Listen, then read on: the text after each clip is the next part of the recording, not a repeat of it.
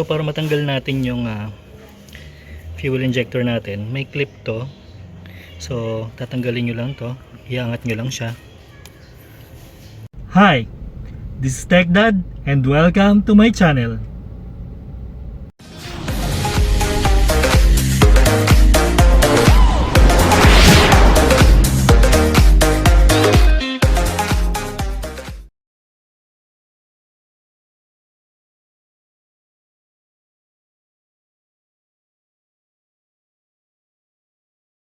Hello again mga ka-TechDudes and TechDudettes. So welcome again to my channel.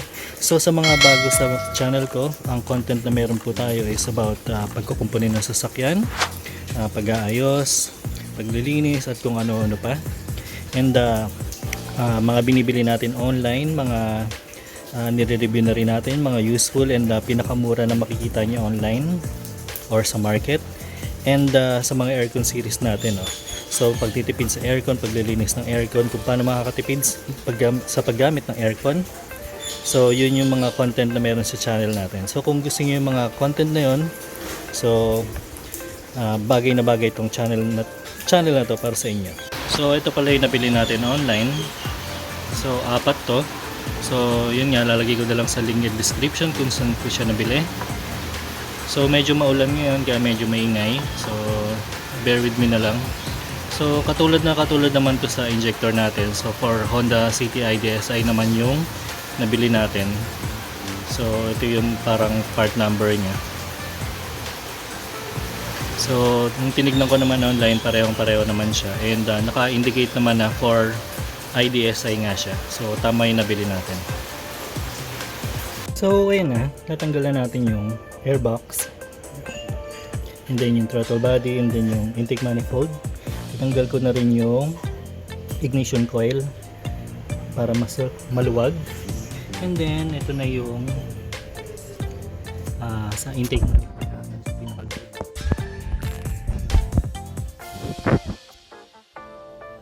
Ano ba meron sa loob? So medyo madumi siya.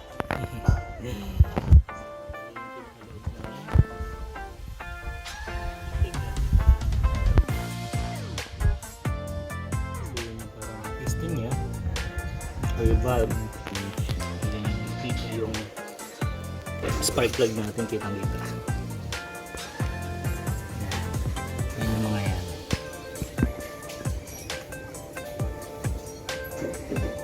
So natanggalan natin, and then natanggalin na natin yung fuel rail natin, and then papalitan na natin yung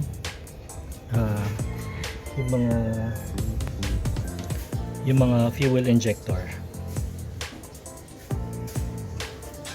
So dahil natanggalan natin itong intake manifold natin, so tinanggal ko na rin to. And bago yan, nakabili na ako ng gasket para dito, para hindi sayang yung pagtanggal, para may ilalagay na kagad natin pagkatanggal nitong intake manifold, para bago na yung mga gasket niya. So apat to, around 600 plus yata to. And ilalagay ko na lang din sa link in description kung saan ko siya nabili, para may idea kayo kung magkano. So same naman siya. So parehong-pareho naman siya. So ayan.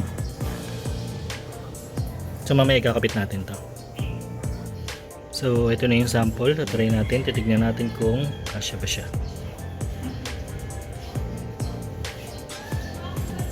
So saktong-sakto, kasyang-kasya siya. So ito yung dati. Ngayon medyo marumi pa. Actually pwede pa to pwede ko pa siya magamit pero sayang naman yung pagkabili ko, di alisin ko na lang. Medyo malambot pa naman yung goma niya, pero maganda na rin, palitan na rin natin kasi syempre hindi natin alam kung kailan pa napalitan to So yung nilagay natin gasket, medyo mas protruding siya kaysa sa dati natin. So ito medyo manipis, ito medyo makapal ng konti, angat siya ng konti dito. So ito na yung tatlo na lagay natin, ito yung luma. So Yung luma na to, tatanggalin na natin to. And kakabit na natin yung isang bago na lang. So isa na lang naman kasi yung ilalagay natin. Tatanggalin na natin to. So ito na yung fuel rail natin. Natanggal ko na yung tornilyo niya. So angat lang natin to. May konting kapit to, kaya yan, medyo kailangan lang ng puwersa.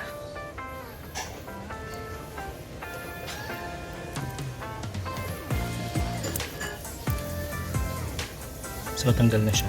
So luluwagin lang natin banda rito. So para matanggal natin yung fuel injector natin, may clip to. So tatanggalin nyo lang to, iangat nyo lang siya. Ayan. Then sa kabila, so ito na siya. So careful lang kasi magtatapon to ng gas. So konti lang naman yun. So para hindi maano yung pressure niya, or para hindi ganong dumumi dito sa engine bay natin, no? Para hindi ganong magkalat, naglagay tayo ng basahan. So tanggal na siya, and then push lang natin. So ayan, may konting gas lang yan, pero okay lang yan. So tanggal na.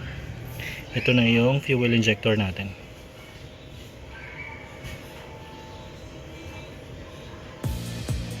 So inspect lang natin. So medyo I think okay pa naman, pero palitan na rin natin. Tingnan natin yung isa pa. So in comparison, ito yung dati natin. So kung makikita nyo, parang medyo marumi ng konti. Papalinis ko pa lang yun pero I think ganyan talaga kasi luma na. And ito naman yung bago. So kung makikita nyo, parang nozzles nya malinis pa, saka yung pinakaulo nya. Ayan.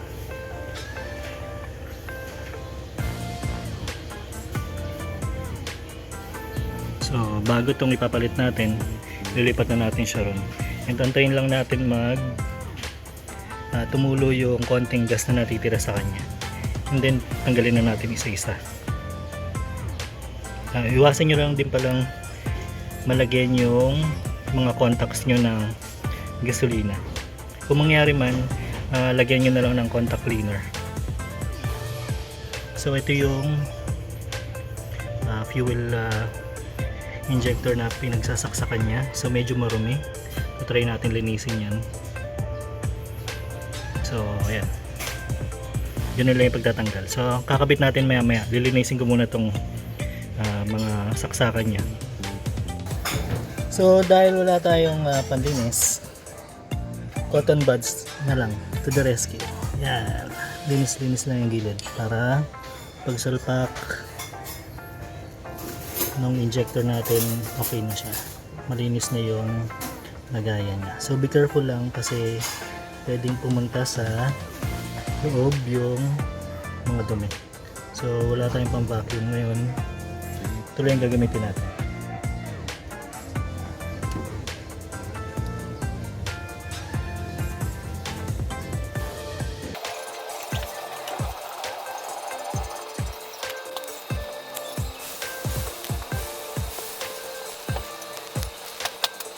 So yan na yung kinalabasan. Nalinis ko na rin yung mga gilid-gilid.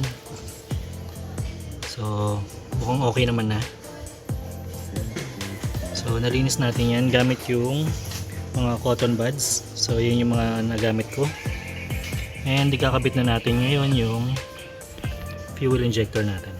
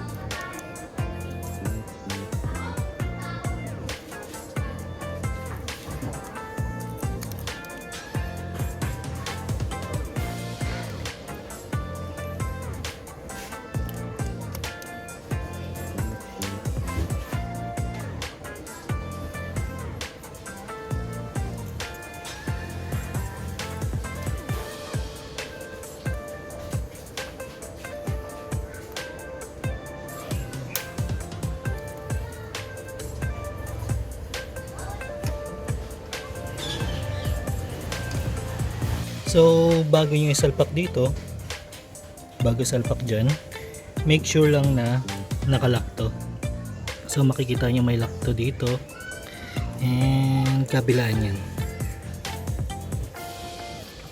So nakalock naman yan lahat. So make sure lang na nakalock talaga siya. So double check nyo rin para hindi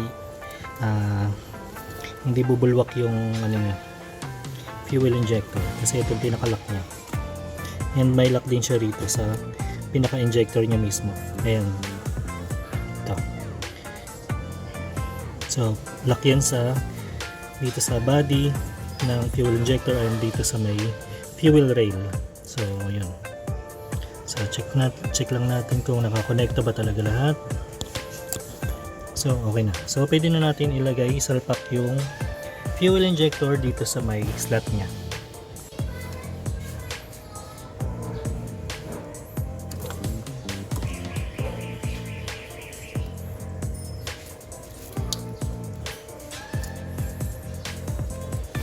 Bali ganun lang yung pagkakabit natin ng fuel injector.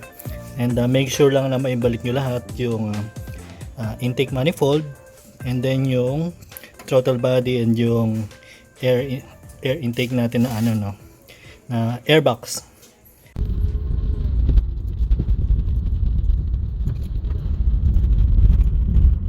So medyo okay na yung nakabit natin na fuel injector. So 1,200 lang yung fuel injector natin, and ilalagay ko na lang sa link in description kung saan ko siya nabili.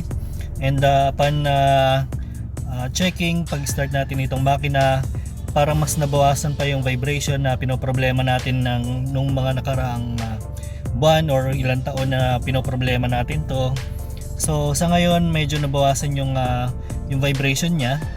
So naka-aircon ako ngayon dito sa loob ng sasakyan, syempre, and wala siya ganong vibration, and parang na-solve na yung problem ko about vibration, and hopefully ma-solve na rin yung problema ko sa gasolina, kasi medyo malakas sa gasolina to. And in-scan ko na rin to kanina.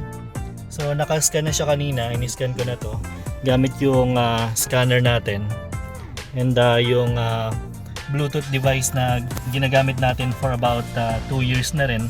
And wala naman naging problema, wala naman nakitang fault codes, and talagang totally running siya, no? So wala nagpula do sa mga fault codes na in-scan natin. So i-monitor natin to for about a few days or maybe a few weeks, and lalagay ko na lang siguro sa description box kung ano yung result nung pag-monitor ko, or maybe gagawin ko na lang uli ng bagong video, so para ma-update kayo. So yun lang. So I'm happy kasi napalitan na natin yung fuel injector, and nalagyan ko na rin siya ng gasket, napalitan ko na rin, and I think na okay yun naman yung nagawa natin. So far so good. So if you like this video, please click like, subscribe, and hit the notification bell para sa mga next DIYs natin sa sasakyan natin, pag-ayos, pagkukumpuni natin sa sasakyan natin, no? So yun, thank you and God bless.